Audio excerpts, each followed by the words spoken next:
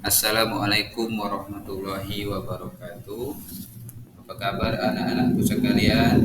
Semoga kalian semua dalam keadaan sehat walafiat dan siap untuk melaksanakan dan mengikuti pelajaran pendidikan agama Islam pada hari ini. Baik anak-anakku sekalian, pada hari ini kita masih akan membahas materi surat Al-Ma'un. Adapun pada hari ini kita akan belajar untuk melafalkan surat Al-Ma'un dengan benar. Yang kedua, kita akan mengartikan surat Al-Ma'un. Dan yang ketiga, kita menjelaskan makna isi pokok dari surat Al-Ma'un. Anak-anakku yang dirahmati Allah Subhanahu wa taala, seperti yang kita ketahui bahwasanya surat Al-Ma'un ini adalah surat yang diturunkan oleh Allah Subhanahu wa taala di Mekah dan berjumlah 7 ayat. Baik anak sekalian, sekarang kita akan mencoba untuk membaca surat Al-Ma'un dengan baik dan benar.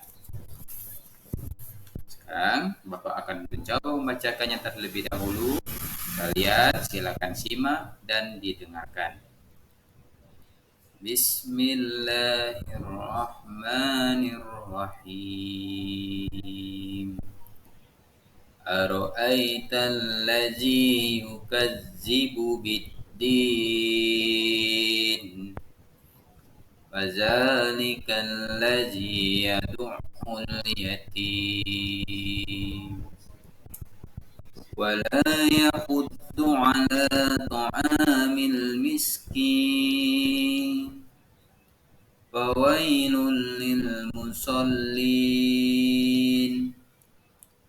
الذين هم عن صلاتهم ساهون الذين هم يراءون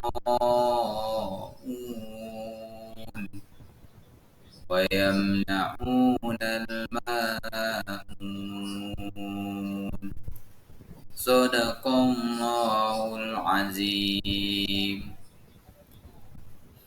Baik anak-anakku sekalian, sekarang Bapak dulu yang membaca, kemudian kalian mengikuti setelah Bapak membaca. Bismillahirrahmanirrahim.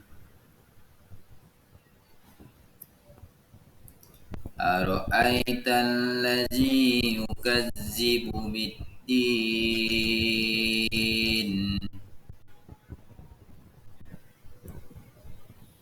Fadzalikal ladzi yad'ul yatim.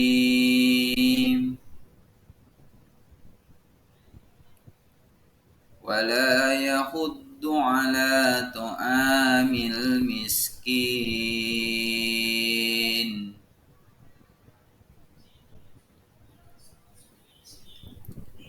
Fawailul lil musallin.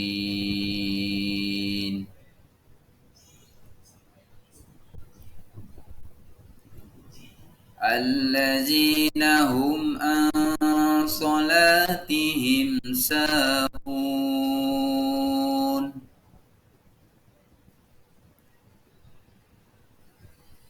Allazina hum yura'un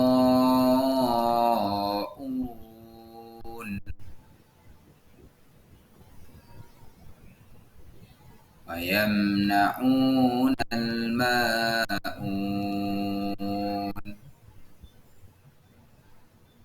Ya, anak sekalian, sekarang kita baca secara bersama-sama.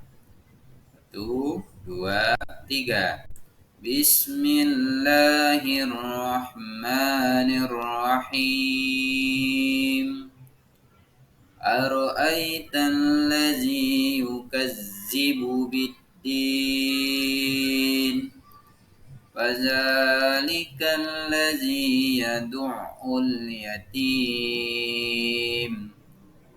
Wala yahuddu ala ta'amil miskin. Fawailul lil musallin allazina hum an salatihim sahun allazina hum yura'un wa yamna'unal ma'un. Sadaqallahul azim. Baik, anak-anakku yang soleh dan soleha, setelah kita mempelajari cara membaca dan melafalkan surat Al-Maun dengan baik dan benar, sekarang kita akan mencoba untuk mengetahui arti dari surat Al-Maun ini ayat demi ayat. Baik, ayat pertama adalah ra'aital ladzi yukadzibu biddin. Artinya apa? Tahukah kamu orang yang mendustakan agama? Pada ayat ini Allah menanyakan kepada Nabi Muhammad, apakah engkau tahu orang-orang yang mendustakan agama? Pendusta agama juga disebut sebagai ingkar terhadap hari kiamat. Meskipun pertanyaan ditunjukkan kepada Nabi Muhammad, namun memiliki pemahaman bahwa kita harus merenungi pertanyaan tersebut.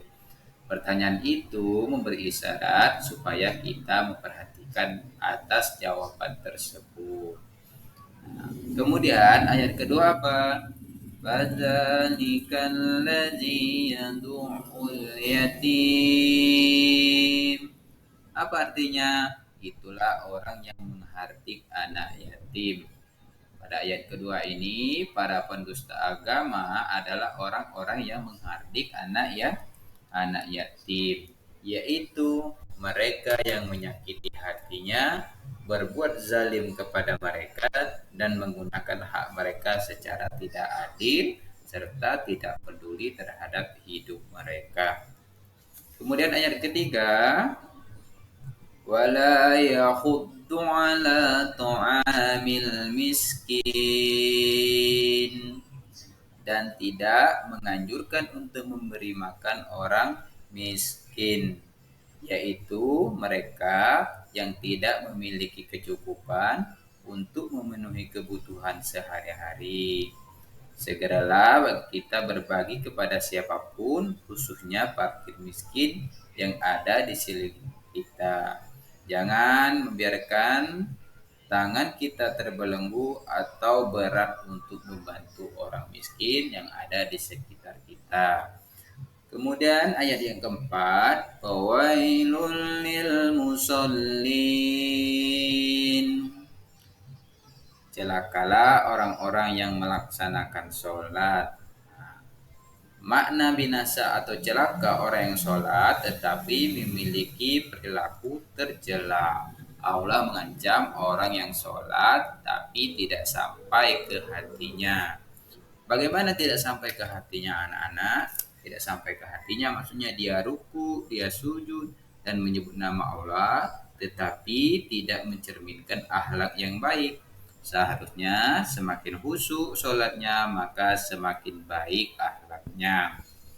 Kemudian ayat kelima, allazina hum an salatihim sahun,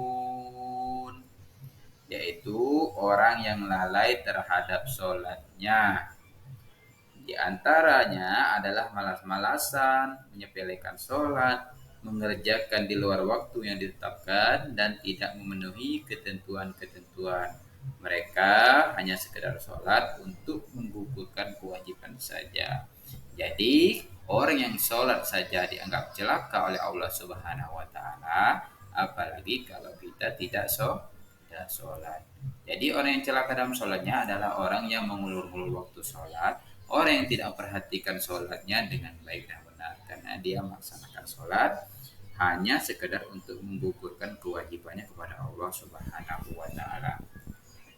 Kemudian ayat yang ke-6, allazina hum yura'un, mereka orang-orang yang berbuat riya. Mereka adalah beribadah dan sholat semata ingin mendapatkan pujian dari orang lain. Mereka tidak ikhlas mengabdi kepada Allah. Ibadah yang diikuti dengan perbuatan riya sangatlah rugi anak-anak. Selanjutnya ayat yang terakhir, wa yamna'unal ma'un, dan enggan memberi bantuan. Artinya apa? Mereka juga enggan memberikan bantuan kepada sesama walaupun hanya sekedar meminjamkan barang atau keperluan sehari-hari sedikit pun. Jadi anak-anak sekalian, surat Al-Maun ini adalah surat yang menjelaskan kepada kita untuk senantiasa selalu tolong menolong, saling membantu khususnya kepada anak yatim dan fakir miskin. Nah, anak sekalian, setelah kita memahami arti dari surat Al-Maun ini, maka kita dapat mengetahui bahwasanya isi kandungan surat Al-Maun itu paling tidak ada 3. Yang pertama, yaitu manusia harus memiliki kepedulian terhadap anak yatim. Mengapa demikian? Karena anak yatim adalah saudara kita. Karena orang tuanya sudah tidak ada, maka siapa lagi yang akan peduli kepadanya kalau bukan kita sesama muslim. Yang kedua, hendaknya kita memiliki rasa empati terhadap fakir miskin. Rasa empati itu adalah rasa sayang, rasa mengasihi, rasa menyayangi, rasa apa? Rasa senang terhadap fakir miskin. Sehingga bagaimana rasa empati kita, peduli kita terhadap fakir miskin dengan senantiasa memberi apa yang kita miliki. Dengan senantiasa apa? Membantunya. Kemudian yang ketiga, hendaknya kita beribadah hanya mengharap ridho dan pahala dari Allah Subhanahu wa taala semata. Artinya apa? Ibadah yang kita lakukan bukan untuk mengharapkan atau mendapatkan pujian dari makhluk selain Allah, baik itu pujian dari manusia, baik itu seperti kalian berbuat baik hanya ingin mendapatkan pujian dari guru misal, hanya ingin mendapatkan pujian dari orang tua misalnya, maka perbuatan kita dianggap perbuatan yang sia-sia atau perbuatan yang ria. Baik anak-anak sekalian, mungkin ini saja pembelajaran kita pada hari ini. Terima kasih dan Bapak akhiri wabillahi taufiq wal hidayah. Wassalamualaikum warahmatullahi wabarakatuh.